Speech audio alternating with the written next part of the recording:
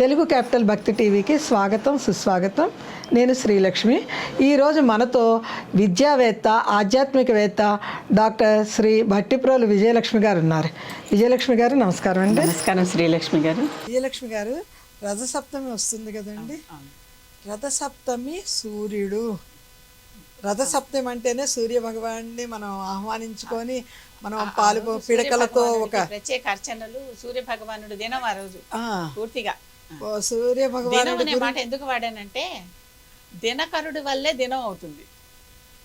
దినకరుడు అంటే దినముందు చేసే రోజు ప్రారంభం అవుతుంది. దినం అనే మాట అక్కడి నుంచి వచ్చింది. దినం అందరూ తెలుగు మాట అనుకుంటారు కానీ దినం అని తప్పు మాట కూడా అనుకుంటారు కానీ దినకరుడు సూర్యుని ఏమంటాం? కరెక్ట్. దినకరుడు నుంచి దినం వచ్చింది. అంటే ఊరికే చెప్పాలనుకుంటున్నా. చాలా మంది దినం అనగానే చాలా తప్పు మాట రామరామ అనుకుంటా. నేను కూడా అనుకుంటాను. సూర్య రామరామ కాదు, సూర్య. దినకరుడు అంటే దినాన్ని చేసేవాడు. ఆయన రావటంతోనే మనకి దినం మొదలవుతుంది.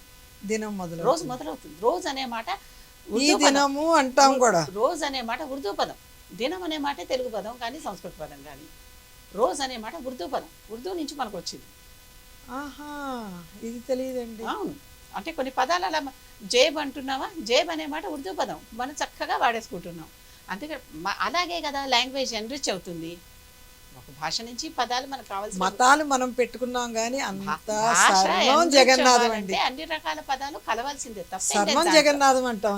అందుకే ఇప్పుడు రోజు అనే మాట మన పురాణాలు ఎక్కడ రోజు అనే మాట ఉండదండి. దినము, దివారాత్రాలు అలా కదా ఉంటాయి మనకి. కానీ ఆ దినము అన్న పదం తప్పు మాటగా కూడా. జన్మదినం అంటున్నామా? తప్పెందుకైంది? తప్పు కాదు, జన్మదినమిదం. అవునా, జన్మదినం అన్నారా? అంటే దినము నుంచి వచ్చింది దినము కనుక సూర్యుడే మనకి దివాకరుడు, దినకరుడు, ప్రభాకరుడు, మనకి వెలుగునిచ్చేవాడు, మనకి రోజు మొదలు పెట్టించేవాడు. అవునండి. కోడి కూస్తే లేచాను, కాకి కూస్తే లేచాను కాదు. సూర్యుడు కనిపిస్తే మనకు ఆ రోజు నుంచి. అందుకనే మన శాస్త్రంలో, మన భారతదేశంలో మనకి రోజు మొదలయ్యేది సూర్యోదయం నుంచి. సూర్యోదయం నుంచి మర్నాడు సూర్యోదయం దాకా మనకు ఒక రోజు అంటున్నాం కానీ మళ్ళీ అది ఉర్దూ పదం అని ఇప్పుడే చెప్పేసా కదా. ఒక దినం ఓకేనా. అంటే సూర్యోదయం నుంచి సూర్యోదయం వరకు అంటే 24 గంటలు అనుకుంటున్నాం మనం. కానీ 24 గంటలు ఉండదు, అది కొంచెం అటు ఇటుగా ఉంటుంది. అందుకని అది ఒక దినము అన్నమాట. మాకు తెలిసినంత వరకు రథసప్తమి అంటే ఆవు పిడకలు తెచ్చుకోవాలి, ఒక కుంపటి, ఒక పొయ్యి ఏర్పాటు చేసుకోవాలి. నేను ఇక్కడ అడ్డం పడతా, ఏమనుకోవద్దు, నన్ను తప్పు పట్టద్దు. నేను రిచువల్ కాదు, నాకు వెనకాల ఉన్నటువంటి సైన్స్ అంతా నేను చెప్పగలను. కానీ ఆ రోజు ఏ క్రియాకర్మలు చేస్తారు అదే సాధారణంగా అందరూ ఏం చేస్తున్నారంటే ఇలా చెయ్యాలి అనే దాని మీద పడి వెనకాల సైన్స్ను వదిలేస్తున్నారు. వెనకాల అసలు అది ఎలా వచ్చింది, ఎందుకు వచ్చింది, ఏమిటి అనేది తెలుసుకుంటే దీని మీద మనకి భక్తి శ్రద్ధలు పెరుగుతాయి. అసలు కార్యక్రమం నిజంగానే సూర్యుడు ఎదురకుండా ఆ రోజున మీరు చెప్పినట్లుగా చక్కగా పాయసం అంటే మేము ఎలా అన్నది నేను చెప్తాను, మీరు ఎలా అన్నది మీరు చెప్పండి. ఆవు పిడకలు తెచ్చుకుంటాము ముందు రోజే. ఒక పొయ్యి పెట్టుకుంటాము, కుంపటే కానీ లేకపోతే 3 రాళ్లతో ఒక పొయ్యి కానీ పెట్టుకొని సూర్యుడు ఉదయించినాడు దొడ్డివైపు అపార్ట్మెంట్లో ఉంటే బాల్కనీలోనో ఎక్కడో మంచి రంగవల్లి అక్కడ ఆవు పేడతో అలుకేసి కడుక్కొని ముందు ఆవు పేడతో అలుక్కొని మంచి రంగవల్లులు తీర్చిదిద్దుకుంటాము. పొయ్యి ఏర్పాటు చేసుకుంటాము. స్వచ్ఛమైన ఆవు పాలు తెచ్చుకుంటాము. నీళ్లు కూడా కలపకుండా ఆవు పాలలోనే బియ్యం కడిగి వేసి బెల్లం కూడా కలిపి వేసి దాంట్లో నెయ్యి, యాలకులు, ఇవన్నీ జీడిపప్పు, ఇక అన్నీ మన ఇష్టం, మనకు అందుబాటులో కిస్మిస్లు, అవన్నీ సుగంధ ద్రవ్యాలని వేసి పరమాణం చేసుకుంటాం. పరమాణం చేసుకొని చిక్కుళ్ళు తెచ్చుకొని అది రథంగా ఒక పుల్లలతో చిక్కుడుతో రథంలాగా చేసి 7 చిక్కుడు ఆకులు పెట్టుకొని ఆ పరమాణం వడ్డించుకొని సూర్యుడిని ఇక్కడికి ఆహ్వానించుకొని మనం నైవేద్యం పెట్టుకొని రకరకాలుగా మన స్తోత్రాలు, ఆ సూర్య భగవానుడు స్తోత్రాలన్నీ పాడుకొని దీపారాజన చేసుకొని, ఇవన్నీ మీరు చెప్తుంటే మా అమ్మ చేసేది, దీపారాజన చేసుకొని ప్రసాదమే అందరికీ ఆ రోజు చక్కగా చిక్కుడాకులతో పాటు అవి చక్కగా కూర్చొని తినేవాళ్ళం. మామూలు గుళ్ళోకి వెళ్తే బాదం ఆకులో ప్రసాదం తింటాము, ఈరోజు రథసప్తమి రోజు చిక్కుడాకుల్లో ప్రసాదం తింటాం. ఆ రోజు కత్తితో కూర తరగకూడదని గోటితోనే తీసేటటువంటి కూర చిక్కుడు, ఈ చిక్కుడు అవే అవే తినము. నాగుల చవితి రోజు ఒక రోజు, రథసప్తమి రోజు కాయగూరలు కొయ్యం. అలా చేసుకొని మన హారతులు ఇచ్చుకొని ఇక అంతా మనం ఎంతో పూజ సూర్య భగవానుడికి బాగా. మీరు ఇంకొకటి కూడా ఒకటి వదిలేశారు, చెక్కపత్రం అంటారు, జిల్లేడాకు. ఆ జిల్లేడాకులతో ముందు స్నానం, అసలు ముందు ఉదయం లేవగానే స్నానం, జిల్లేడాకులు, రేగి పళ్ళు కూడా. ఈ పద్ధతులన్నీ ఉన్నమాట కరెక్టే, కానీ అంటే నేను వెనకాల విన్ని స్నానం దగ్గర నుంచి మొదలు పెడితే నేను పరిశోధనలో పడిపోయి రిచువల్స్ వదిలేశాను, చెప్తున్నాను కదా. ఆ జిల్లేడాకు ఎందుకంటే భావనతో పాటే కొన్ని చేసేసినట్లు ఆ రోజు నదీ స్నానం కూడా చాలా ముఖ్యం. అది జిల్లేడాకులు తీసుకొచ్చి అర్కపత్రం, అది చెట్టు అర్కం కదా, అర్కపత్రం తీసుకొచ్చి అవి జిల్లేడాకుల్ని శరీర భాగాల మీద పెట్టుకొని. రేగిపళ్ళు కూడా. రేగుపళ్ళు నేను వినలేదు, రేగుపళ్ళు వినలేదు. రేగుకి బదరికి సూర్యుడికి సంబంధం ఉందేమో కూడా నాకు తెలియదు, అది ఎక్కడ నేను వినలేదు. ఉండొచ్చు, మనకి తెలిసిందే ప్రపంచం ఎట్లా, ఒక్కొక్క ప్రాంతం ఎప్పుడు కూడా నాకు తెలిసిందే ప్రపంచం అనుకోకూడదు, మనకి తెలిసింది ఇంతే అనుకోని ముందు అసలు లేవగానే తలస్నానం అలా చేసుకొని తర్వాత నేను చెప్పిన విధానంతో సూర్యుడిని పూజించుకుంటాము, ఆర్గ్యం ఇచ్చుకుంటాము. సూర్యుడికి అర్కము అని పేరు. అర్కము, అర్కుడు సూర్యుడు. ఆయన అర్క దేవత కనుక అర్కపత్రంతో ముందర మనల్ని మనం శుద్ధి చేసుకొని ఆ తర్వాత మిగిలిన కార్యక్రమాలన్నీ మొదలు చేసుకుంటాం. సూర్యుడికి అర్ఘ్యం ఇవ్వటం అనే మాట ఒకటి వదిలేరు, ఇందాక చెప్పారు. సూర్యుడికి అర్ఘ్యం ఎప్పుడు ఎలా ఇవ్వాలంటే నుంచొని ఉదయిస్తున్న సూర్యుడిని చూస్తూ తలపైన నుంచి ఈ విధంగా నీరు ఇలా వదలాలి. ఇలా వదిలితే ఆ నీరు కిందకి ఇలా జారుతుంది కదా. అవునండి. ఆ రకంగా మన ఎక్కడ నదుల్లో సముద్రాల్లో ఇచ్చేటప్పుడు కూడా చూడండి, ఇలా ఇవ్వటం కాదు, ఈ పై నుంచి ఇవ్వాలి ఇచ్చేటప్పుడు.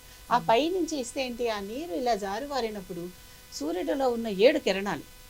7 కిరణాలు, అవును, విబ్జార్ అంటున్నాం కదా, 7 గుర్రాలు. ఆ 7 కిరణాల నుంచి వచ్చేటటువంటివి 7 రంగుల్లో వస్తాయి. మీరు ఒక్కసారి మన శరీరంలో రంగులు, ఈ విబ్జార్ రంగులు ఒక్కటే. మన శరీరంతో మన రంగులు పోలి ఉంటాయి. మన శరీరంలో ఒక్కొక్క చక్రానికి ఒక్కొక్క రంగు కదా, చక్రాలు చెప్పుకున్నప్పుడు రంగులు చెప్పుకుంటాం. ఆ చివర గణపతి మూలాధారంలో ఆయన రెడ్ రంగులో ఉంటాడు, విబ్జార్ ఆర్. పైన సహస్రారంలో ఇక్కడ వైలెట్ రంగులో ఉంటుంది అక్కడ ఆ చక్రం. అక్కడ వి నుంచి VIBGYOR, violet, indigo, blue, green, yellow, orange, red. అవే కదండి ఇంద్రధనస్సు లాగా రంగులు. రైట్, ఇంద్రధనస్సు, ఈ రంగులన్నీ మనం పైనుంచి ఇలా నీరు వదిలిపెట్టినప్పుడు ఆ కిరణాలు ఆ రంగుల్లో పడి ఆ చక్రంలోని అక్కడ చక్రాన్ని యాక్టివేట్ చేస్తాయి. సహస్రారం నుంచి మూలాధారం దాకా పైనుంచి నీళ్లు పైన వదులుతున్నాం కదా, ఆ కిరణం ఆ నీటిని భేదించుకుని ఇక్కడికి వచ్చి ఇక్కడ రెడ్ కలర్ని యాక్టివేట్ చేస్తుంది. రెడ్ కాదు, వైలెట్ కలర్ని యాక్టివేట్ చేస్తుంది. ఇక్కడ ఇండికో, ఇలా ఒక్కొక్కటి చేసుకుంటే కిందకి మూలాధారానికి వచ్చేసరికి రెడ్ కలర్ని యాక్టివేట్ చేస్తుంది. అర్థమైందా? కనుక సూర్యుడికి అర్ఘ్యం ఇచ్చేటప్పుడు ఎందుకు ఇస్తున్నావు, మనలోని చక్రాలని మళ్ళీ ఇంకా వాటిని యాక్టివేట్ చేసుకోవటం కోసం, రీఛార్జ్ చేసుకోవటం కోసం, రీఛార్జ్ చేసుకోవటం మన శరీరాన్ని. చక్రాలే మరి పద్మాలు అవ్వాలి కదండి వికసించుకుని. అవును, మనలో చక్రం రూపంలో ఉన్న వాటిని చక్రం కాస్త మరి పద్మం అవ్వాలి కదా. పద్మం మధ్యలో కన్నిక మీద దేవత కనిపించాలా, ఈ దళాల్లో దేవతలు కనిపించాలా?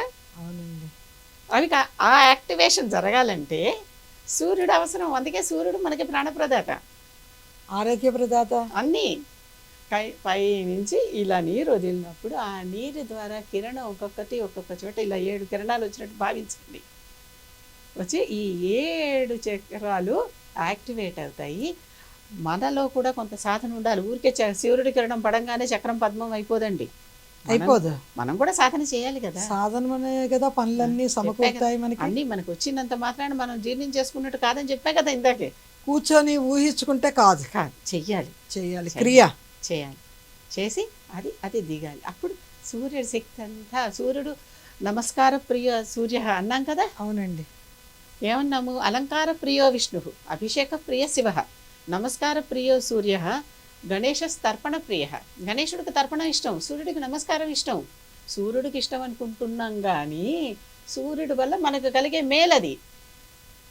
ఒకసారి చెప్పండి అమ్మా. అలంకార ప్రియో విష్ణు. విష్ణువుకి అలంకారం చేస్తే ఆయన చక్కగా అబ్బాయి ఎంత బాగున్నాడు ఇవాళ అనుకుంటాం. అభిషేక ప్రియో శివ. ఎప్పుడైనా సరే శివలింగం మీద ఒక చెంచాడు నీళ్లు పోసి ఉద్ధరణితో ఇలా నీళ్లు పోస్తూ, లేకపోతే ఏదైనా రాగి చెంపుతోనో దేంతోనో ఇలా అయితే నీళ్లు పోస్తూ చూడండి, అది జలజల కింద వస్తుంటే మన శరీరం ఎంత పులకరిస్తుందో అనమాట. భావించాలి, భావన ఉండాలి. భావన. ఊరికే నీళ్లు పోసేసాం వెళ్ళిపోయాం కాదు, ఆ పోస్తూ ఆ లింగం తడుస్తూ ఆ జారు అలా పడుతూ ఉంటే అన్ని వైపుల నుంచి లింగం మీద నుంచి అక్కడ శివుడు ఎంత తృప్తి చెందిపోతున్నాడు. కదా, ఇంత తృప్తిని నేను శివుడికి ఇవ్వగలుగుతున్నాను అన్న భావన. నాకింత ఆనందం కలుగుతోంది శివుడికి స్నానం చేయిస్తుంటే అనే భావన. అవును, మన పసిపిల్లప్పుడు స్నానం చేయించినప్పుడు ఎంత ముద్దు మురిపంతో కలగందే అభిషేకం లాభం లేదండి.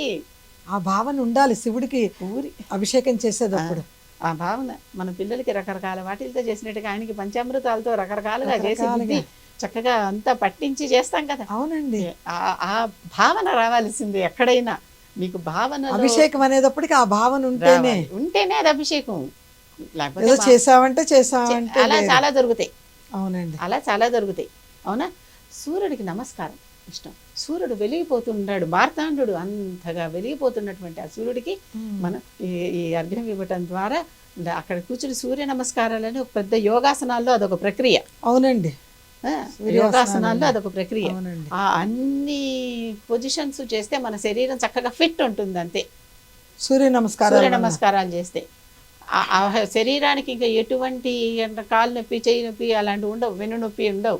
మొత్తం శరీరం అంతా చక్కగా తీర్చిదిద్దినట్టుగా అయిపోతుంది అనమాట. అటువంటి ఆరోగ్యాన్ని ఇచ్చేవాడు కనుక సూర్యుడు. అందుకే ఆరోగ్యం భాస్కరాదిచ్చేత్. అవునండి, శ్రియమిచ్చేత్ హుతాసన. శ్రీమిచ్చేత్ హుతాసన. హుతాసనుడు అంటే అగ్నిదేవుడు. అగ్నిదేవుడికి మనం ఏం చేసినా శ్రియం మనకి అన్ని రకాలుగా కలుగుతాయి. అవునండి, ఆయనే కదా ఆవేశాలు తీసుకొని మనకి అన్ని ఇస్తున్నాడు, ఫలాన్ని ఇచ్చేది వాళ్ళే కదా. శ్రియమిచ్చేత్ హుతాసన. ఆరోగ్యం భాస్కరాదిచ్చేత్, శ్రీమిచ్చేత్ హుతాసన. ఐశ్వర్యం ఈశ్వరాదిచ్చేత్. ఐశ్వర్యం ఈశ్వరుడు దగ్గర పేరే అందుకు వచ్చింది కదా మనకి, ఐశ్వర్య ప్రదాత. ఎలా చెప్పండి అమ్మా. ఐశ్వర్యం ఇచ్చేది శివుడే, ఈశ్వరుడే కనుక ఇస్తున్నాడు కనుకనే దాని పేరు ఐశ్వర్యం. ఈశ్వరుడే ఇచ్చాడు విభూతి. ఐశ్వర్యం విభూతి అంటే బూడిద అనే అర్థం కాదండి, ఆవు పేడ నుంచి చేసి వచ్చినటువంటి బూడిద అనే అర్థం కాదండి. విభూతి అంటే అపారమైన కరుణ, అపారమైన జ్ఞానం. విభూతి అంటే విభూతి అంటే స్వయంగా స్వామే. ఆయన రూపమే, ఆయన అనుగ్రహమే విభూతి. ఈశ్వరాది ఇచ్చేది. అవునండి. మోక్షం ఇచ్చేది జనార్దన. మోక్షం ఇచ్చేది జనార్దన. మోక్షం ఇచ్చేది జనార్దన. జనార్దన జనార్దన జనార్దన అంటే మనకి మోక్షాన్ని ఇస్తాడు ఆయన. అంటే జనార్దన అనుకుంటేనే మోక్షం. జనాలందరికీ మోక్షం ఇచ్చేదే జనార్దనుడు. అబ్బా, ఎంత సులువైన. మీకేం కావాలంటే నీకు ఆరోగ్యం కావాలా, ఈ సూర్యుడిని పూజించాలి. శ్రీయం కావాలా, హుతాసనుడు అగ్నిదేవుడిని పూజించు, హోమం చెయ్యి. అలా కాదు, ఐశ్వర్యం కావాలా, ఈశ్వరుని పూజించు. మోక్షం కావాలా, జనార్దనుని పూజించు. అవునమ్మా, ఐశ్వర్యం శివుడి దగ్గర ఎలా ఉందంటారు? శివుడి కంటే అసలు శివుడు ఇచ్చేదే ఐశ్వర్యం కదా. మనం మళ్ళీ సూర్యుడి నుంచి శివుడికి వెళ్ళిపోతున్నాం. ఇంకోసారి చెప్పుకుందాం తప్పకుండా. నేను గుర్తుపెట్టుకొని అడుగుతాను. గుర్తుపెట్టుకోండి, నన్ను అడగండి, దాని గురించి మళ్ళీ చెప్పుకుందాం.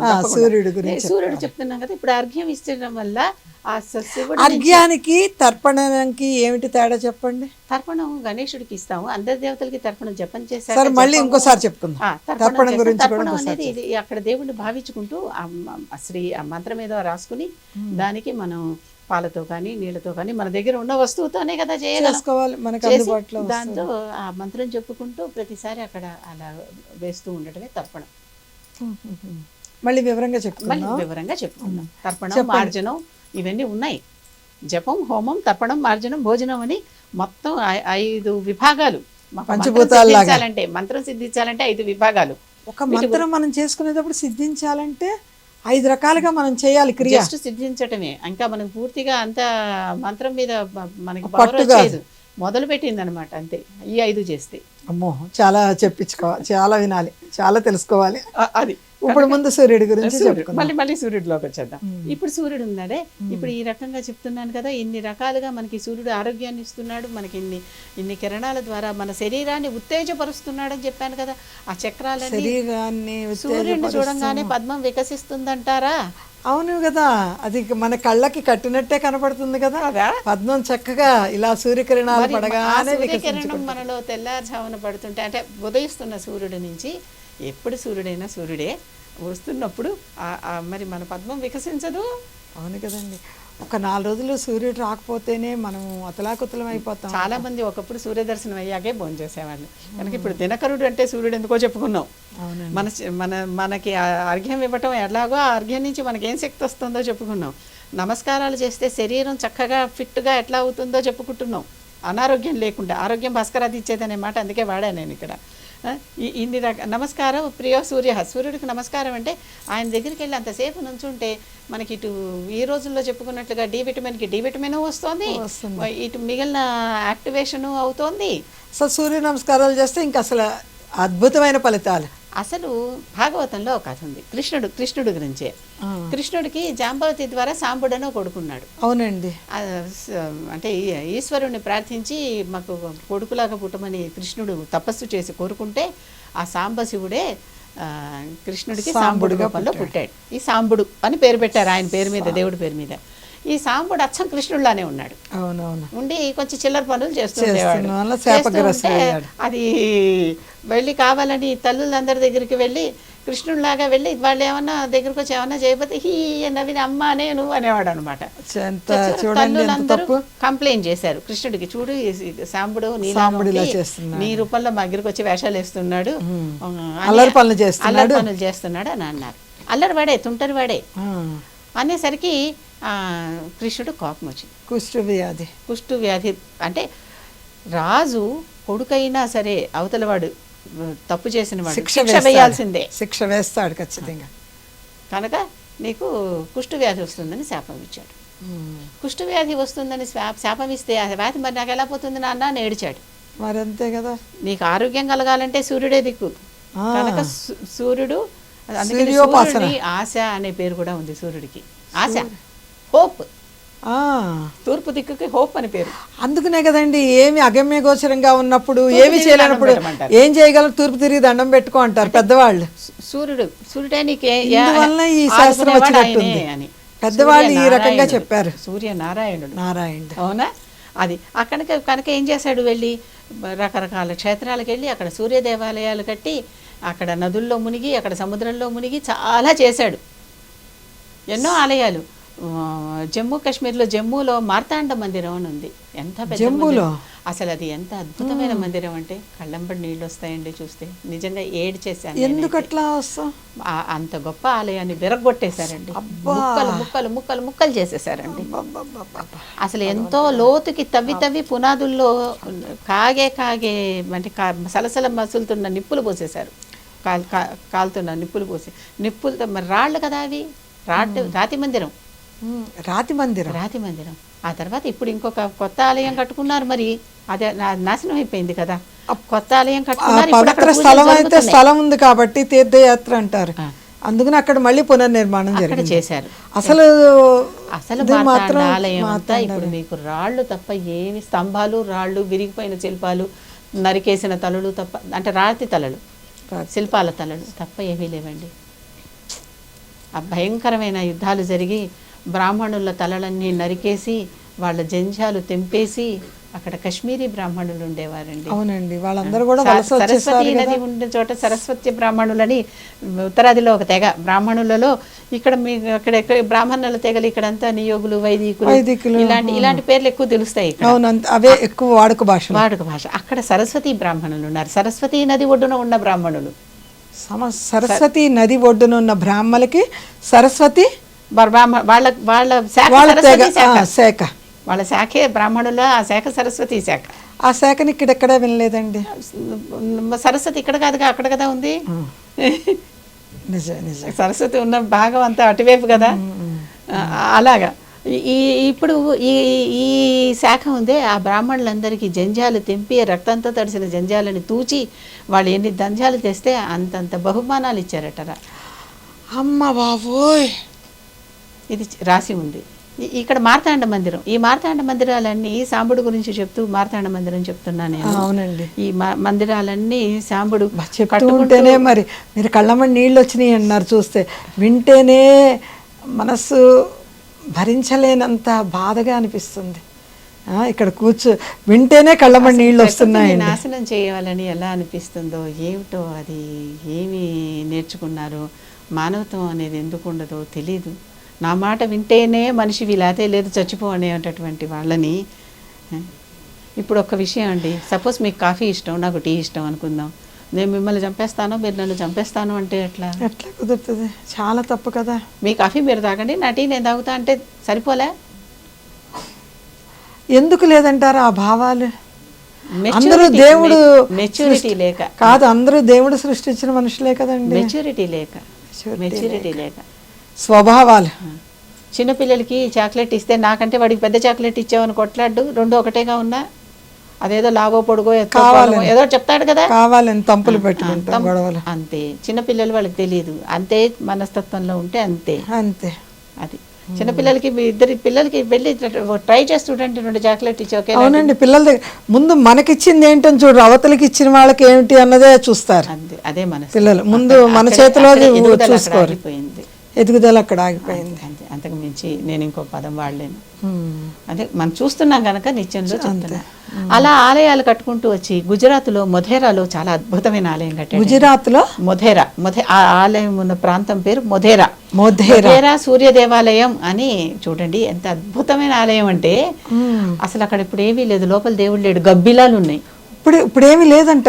పెద్ద సరస్సు ఉంది, సూర్య సరస్సు, పెద్ద సూర్య సరస్సు, విగ్రహాలు అన్నీ ఉన్నాయి అక్కడ. ఇంకా లోపల అసలైన సూర్యుడు దేవుడి విగ్రహం ఉందే, నరికి తీసుకెళ్ళిపోయారు. మేము లోపలికి వెళ్ళబోతే ఒక్కసారి వందలాది గబ్బిలాలు వచ్చేసాయి. వాసన అంటే కాసేపు మౌనమే భాష అవుతుంది చూడండి, మాట రావట్లేదు. ఓంకారంలో ఆవు మా అని 3 శబ్దాలతో పాటు ఇంకొక శబ్దం ఉంటుంది, 4వది, అది నిశ్శబ్దం. నిశ్శబ్దమే. ఓం చెప్పాక కాసేపు ఆగుతాం కదా, అర్థమైందా? నిశ్శబ్దానికి కూడా అర్థం ఉంది, నిశ్శబ్దానికి కూడా భాష ఉంది, నిశ్శబ్దానికి కూడా భావన ఉంది. ఆ లోపలికి మేము వెళ్ళి అలా తిరిగి వస్తే అసలు ఎంత దుఃఖం వచ్చిందో, అసలు వాటికి అంతం లేదండి, ఆ ఏడుపుకి అంతం లేదు. అంటే అన్నీ అతీతమైపోయింది కనుక కళ్ళనీళ్ళు రావట్లేదు, అంతేగాని దుఃఖం మాత్రం మనసు భారంగా, గుండె భారంగా అది అలాగే ఉంటుంది. ఇలా ఆయన గుళ్ళు కట్టుకుంటూ వచ్చే సాంబుడు కోణార్కలో, ఒరిస్సాలో ఉంది ప్రస్తుతం, అది ఒడిశా అంటాము.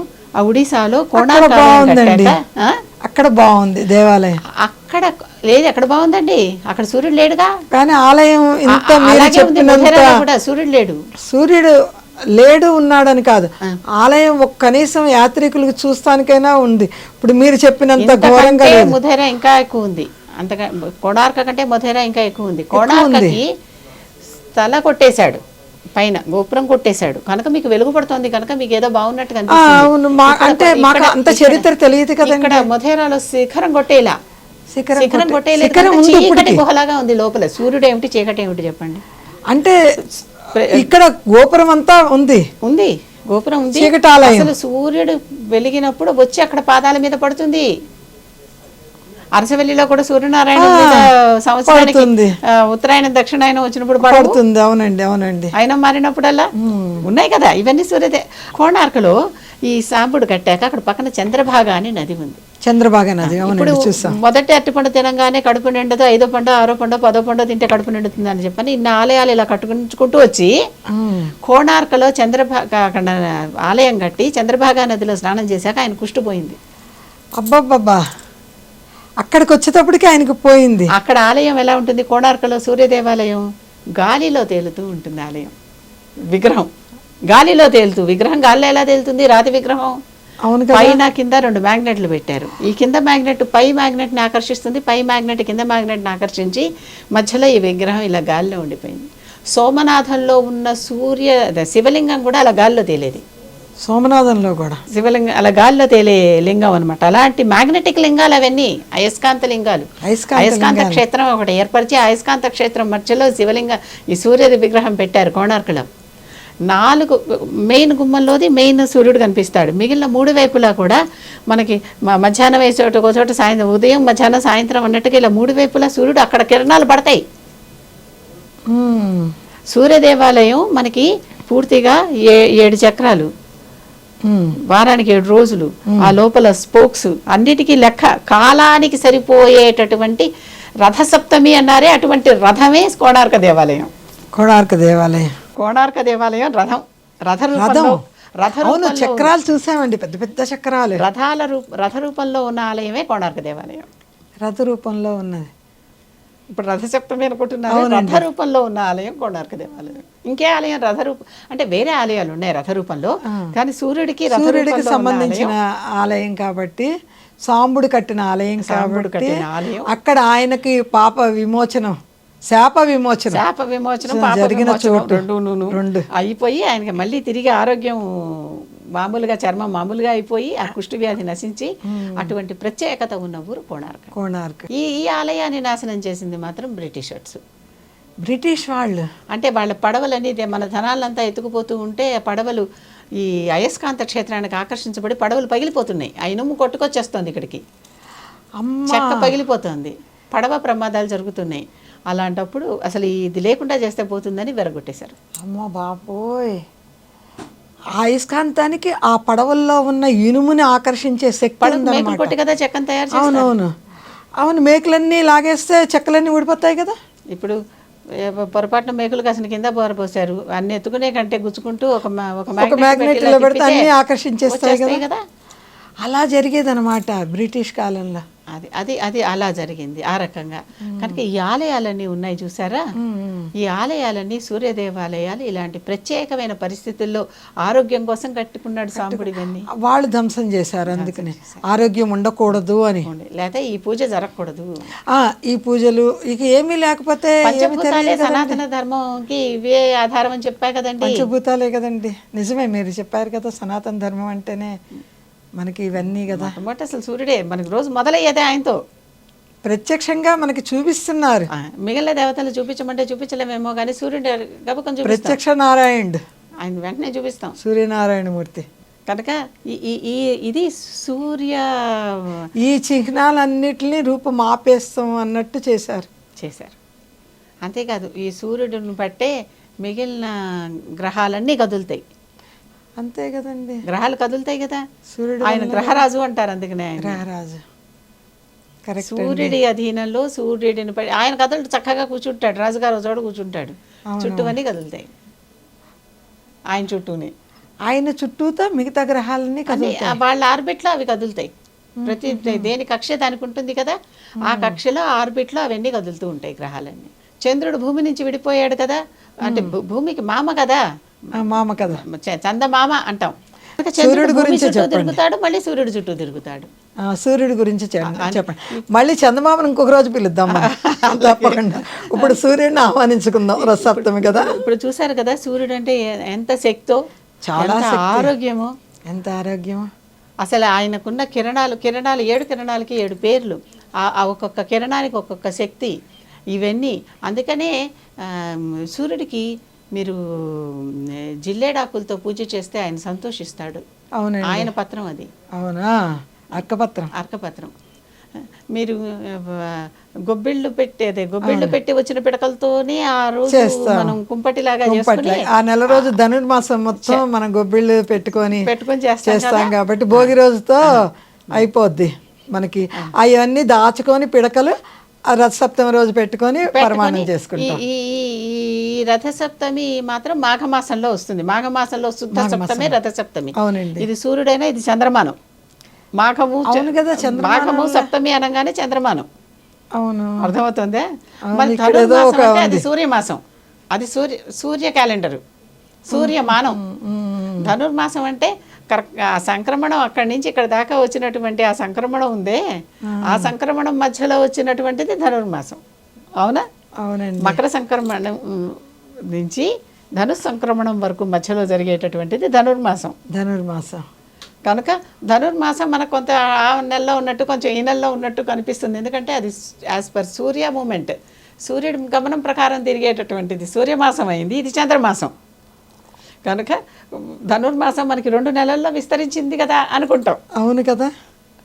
కారణం అది సూర్యమానం, ఇది చంద్రమానం. చంద్రమానం చాలా అద్భుతంగా ఈ 2 రకాల మానాలు ఉన్నాయి, ఇంకా చాలా మానాలు ఉన్నాయని చెప్పుకున్నాం కదా. ఇంకా ఉన్నాయి, కానీ మనకి తెలిసింది సూర్యమానం, చంద్రమానం. బృహస్పతిమానం కాశీలో వాడేది అదే. అవును, చెప్పారు, అది ఉంది. ఎన్నో క్యాలెండర్లు ఉన్నప్పటికీ ఇవి ప్రధానంగా మనం ఇటువైపు సౌరమానం, చంద్రమానం, సూర్యమానం, చంద్రమానం వాడుతున్నాం కదా. సూర్యమానం ప్రకారం ధను సంక్రమణం ఆ సమయంలో జరిగేటటువంటి ధనుస్సు నుంచి మకరం దాకా వచ్చేటటువంటి ఆ కాలాన్నంతా మనం ధనుర్మాసం అంటున్నాం. మకర సంక్రాంతి రోజు ఇక ధనుర్మాసం అయిపోయింది అనుకుంటున్నాం. అవునా? అవునండి, అవును. ఈ చంద్రమానంలో మాఘమాసం అమావాస్య తర్వాత మనం ఇక్కడ అమావాస్య అంత మాసాలు, కొన్ని చోట్ల పౌర్ణమాంత మాసాలు కూడా ఉన్నాయి. కనుక ఇక్కడ అప్పటి నుంచి మొదలుపెట్టి మనం ప్రస్తుతం మాఘమాసం జరుపుకుంటున్నాం మన తెలుగు ప్రాంతంలో మాఘమాసం. తర్వాత కోణార్క్ తర్వాత అరసవెల్లి, అరసవెల్లిలో సూర్యదేవాలయం ఉంది. అరసవెల్లిలో అది ఎవరు నిర్మించారండి? అది ఇంద్రుడికి బలరాముడు, అసలు మొట్టమొదట కృష్ణుడి అన్నగారు బలరాముడు, ఆయన వచ్చి అక్కడ సూర్యోపాసన చేశాడు. అక్కడ ఆలయం వచ్చింది. తర్వాత ఇంద్రుడు దానికి మంచి ఆలయం కట్టాడు. ముందు బలరాముడు వచ్చి సూర్యోపాసన చేసిన చోటు అరసవెల్లి బలరాముడు, ఇంద్రుడు దేవాలయాన్ని నిర్మించాడు. బలరాముడు చేశాడంటే ఇక్కడ ఎంత శక్తి ఉండాలి, అంతే కదా, మరి అది వృధా పోవద్దు కదా. అవునవును, ఇంద్రుడు చాలా తెలివిగా అక్కడ అది చేశాడు అనమాట. అక్కడ కూడా అందుకే సూర్యకిరణాలు వచ్చి పడతాయి. అవునండి, ఎక్కడ దాకానో కూడా వెళ్ళక్కర్లేదండి. మనకి హైదరాబాద్లో తిరుమలగిరిలో సూర్య ఎంక్లేవ్ లో, అరుణ ఎంక్లేవ్ లో సూర్య దేవాలయం ఉంది. చక్కగా చిన్నటి సూర్యుడు ఉన్నాడు, గృహలోనే ఉన్నాడండి సూర్యుడు. చక్కగా ముగ్గులతో అలంకరించి కన్నుల పండగగా ఉంటుందండి. చక్కగా వెళ్ళి మనమే చూసుకోవచ్చు. ఇప్పటికైనా కూడా నేను ఒక మాట చెప్తానండి, ఆరోగ్యం బాగాలేని వాళ్ళు ఆరోగ్యం బాగుండాలంటే సూర్యోపాసన చేయండి, సూర్య నమస్కారాలు చేయండి, సూర్యుడికి అర్ఘ్యం విడవండి. అర్ఘ్యం విడవాలి, చక్కగా అర్ఘ్యం ఇలా చేతులతో. కొంతవరకు చేతులు సహకరించకపోతే ఎంతవరకు సహకరిస్తే అంతవరకు చేయండి. మామూలుగా ఇలా హృదయం దగ్గర నుంచి కాకుండా శిరస్సు నుంచి. సహస్రారంలో ఆ కిరణం పడాలిగా. మీ పద్మం ఇచ్చుకోవద్దు, సూర్యకాంతికి పద్మం ఇచ్చుకోవద్దు. శిరస్సు నుంచి సూర్యకాంతి పడి, సూర్యకాంతి కొలనులోనే పద్మాలు విచ్చుకుంటున్నాయి. అవునండి, కొలంలో ఉన్న పద్మాలన్నీ సూర్యుడు రాగానే చక్కగా విచ్చుకుంటాడు కదా.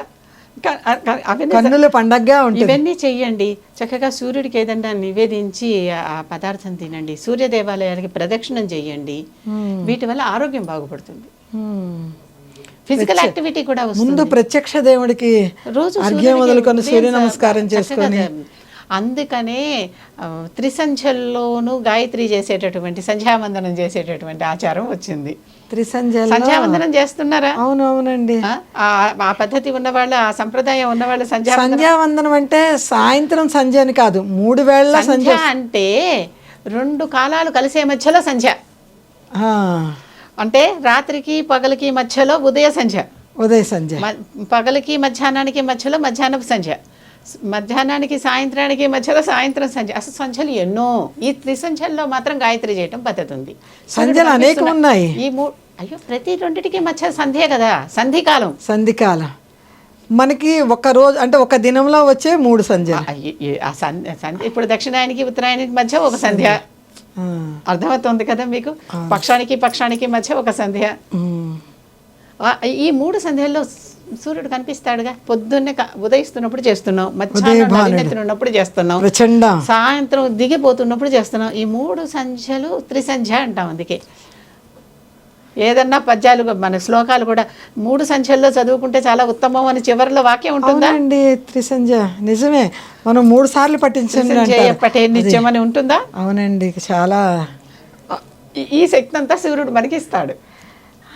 ఇలా త్రిసంధ్యల్లో మనం పఠిస్తాం వల్ల అగ్నిదేవుడే కదండి కదా. ఆ అగ్ని ద్వారా మనకు అన్ని అందుతున్నాయి, ఆయన నుంచి వచ్చిన కాంతి ద్వారా. అగ్నిదేవుడు అంటే హరించేసుకుంటాడు, సూర్యుడు మనకి ఇస్తున్నాడు ఆ వేడి నుంచి, కిరణాల్లోంచి ఇస్తున్నాడు. మరి ఏమండి, ఒక మొక్క పెరగాలన్నా, వ్యవసాయం అన్నా, ఏదైనా సరే జగత్తే లేదండి సూర్యుడు లేకపోతే. జగాన్ని నడిపించేవాడే సూర్యుడు.